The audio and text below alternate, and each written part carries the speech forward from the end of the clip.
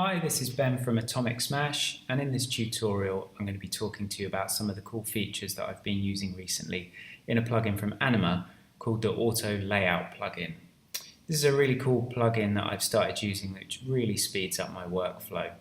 In order to follow this tutorial, you'll need to be a little bit familiar with some of the features of Sketch and have probably been using it for a few months, but it's a fairly basic tutorial. If you don't already have the Anima plugin, which you can see I've already got installed here, you'll need to head over to the website to download it and install it. I've put a link to this site in the description of the video. So if you've been using Sketch for a little while, you'll probably be familiar with symbols, and you'll know that they're a really great way of creating content really quickly which has similar elements but which you can then override. You can see here on this artboard that I've started working on the design for a card which you might find on a home page or perhaps a news archive page or something like that. Now I've set up my symbol, I can really quickly and easily drag and repeat this content and begin to form the basis of the design. With Sketch's built-in overrides, it's really simple to click on one of your symbols and then using this overrides panel here, change some of the features such as the image, the paragraph text, the title. So I'll just go ahead and drop in a different image like that, and hey presto, there it is. And you can see that really quickly I'm beginning to build up a design that is all made from the same element but which has a lot of variety to it. I can also go in and change the category. I'm going to change this to roots. Going to change the second card to components. You can see that it's updating in here. The third one's going to be kit. So I'm beginning to, just with a few clicks, add some real variety to this layout, even though they're all based on the same symbol. So this is really straightforward. But where I found I ran into difficulty with Sketch when I first started using it is once I started putting text in. I would find that if I'd designed my symbol to accommodate a single line of text, quite often the client would send over some more complicated or lengthy copy, and that when I pasted it in, that was where I started to get into trouble. For example, if I head over to my copied document here, I've got my title to go in here, and my paragraph copy to go in this part of the symbol. So I'm going to copy the first title, paste it in here. You can see that that one's gone in okay. This second one though is a little bit longer, so let's see what happens when I paste that in. Okay, and you can see the problem here. The copy is longer than I've allowed for it to be, and it's broken the design by wrapping down onto the next line and running over this dividing line here. I'll just go in and put this third one in, which is even longer, and it really demonstrates the problem. What I'd have to do here without auto layout now to fix this problem is to detach this instance from its symbol, ungroup it, and now I can edit everything separately. So I can grab these elements, move them down to create a bit of space, put my heading back in, and then move everything back up to where it should sit. However, what happens now that I've detached this from its symbol, if I go into the symbol itself and make changes to it, such as something like the background colour,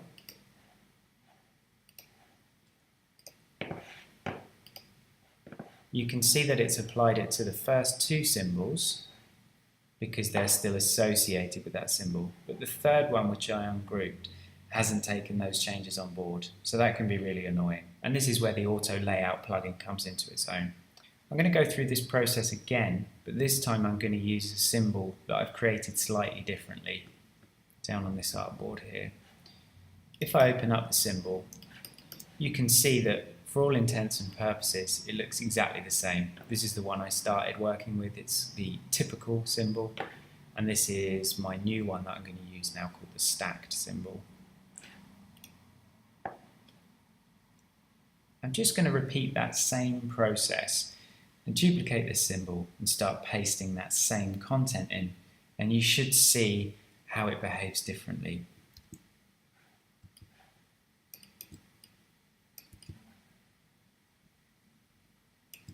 So I've got my three symbols here. First thing I wanted to do was change the categories. First one was roots. The second one was going to be components. And the third one was kit. I'm going to change my images as well.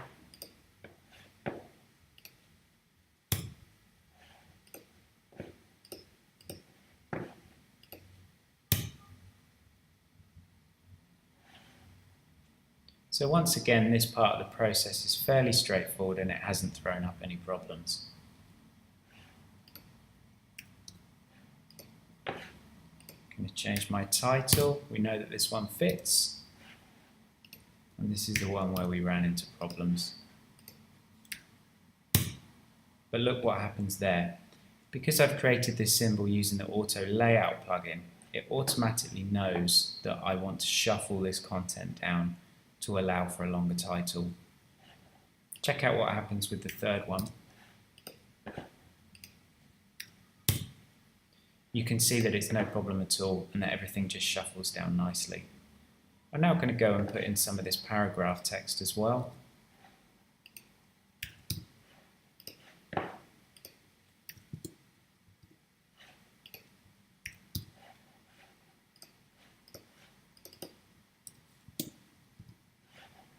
And the last one.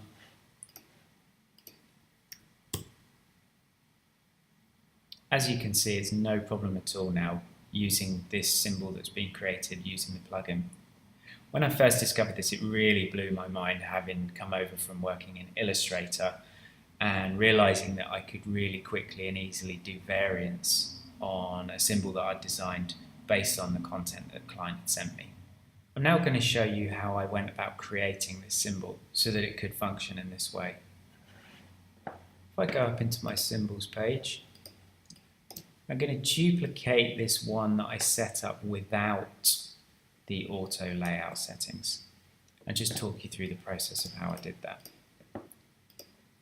I've just changed the background color of this first back to what it was. So you can see if I click on the various parts that make up the symbol, they're all ungrouped and I can access them separately. Compare this with the one that I've set up using the auto layout plugin, and everything's grouped together. And if you look up in the layers panel, you can see it's something called a stacked group. If I open that up, it's made up of a number of other smaller stack groups. And this is effectively how the plugin works. So in order to start building this symbol using auto layout, you're going to need to use these functions down here. They're really easy to miss down at the bottom of this pane, but they're going to control everything that we need to do. The first thing I'm going to do is tell the symbol that there's a relationship between this title and the item above it. So I'm going to select both of those and really simply just click on this folder here, which creates a stacked group. That then brings up these options. Vertical is correct because the relationship between them is vertical. If these elements were side by side and I wanted them to expand and contract horizontally, I would obviously choose horizontal. But vertical is fine. And I also want them to be left aligned rather than centered. The plugin's smart enough to know that I want 8 pixels of spacing between the two items because that's how I've laid it out in the symbol. So these two items are now a stacked group, and if I put longer text in this area here, it would begin to flow and shuffle everything down. Next, I want to tell it that the line is part of this group, so I'm going to select the line and the other stack group. You can see over here in this panel that I've got those two things selected, and I'm just going to do exactly the same thing and click on that, Again, I want them left aligned, and again it knows that I've got 8 pixels of spacing between those elements. So now you can see that I've got one stack group, and inside that another stack group. And that's it. I've now got my stacked symbol, so I'll just show you how that works. First of all, I'll rename it to desktop card. It's no longer a typical symbol. I'm going to call it stacked 2. And then go back to my main page. So if I just create a new artboard,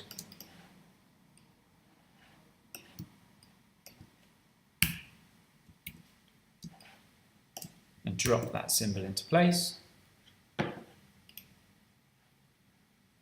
there it is, stacked 2. I can drop it down there, and it comes back in with all the dummy content.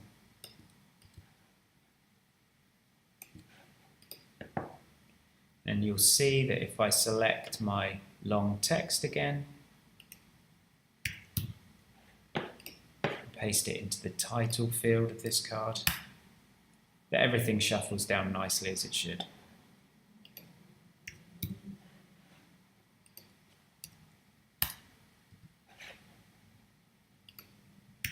I'll just demonstrate that again with the really long title.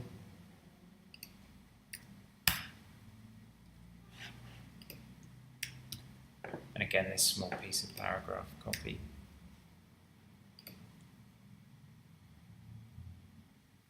So it's really that simple to use this plugin.